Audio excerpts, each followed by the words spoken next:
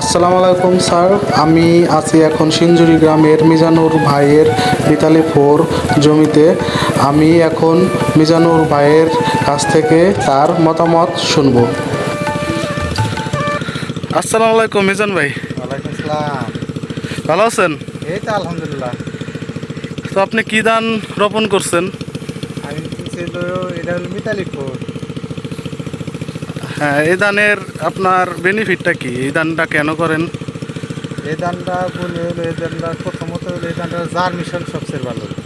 হ্যাঁ, দ্বিতীয়ত হইলো এই ধানগুলি বোনার পর এই কালাই থাকে। এই ধানটা বোনার পর ধানটা গুছি উঠে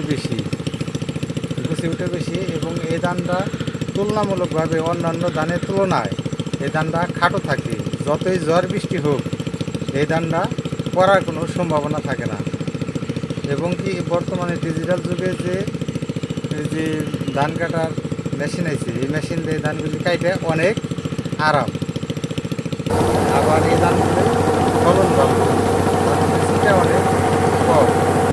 অন্যান্য ধানের তুলনায় এই ধানের চিটা খুবই কম।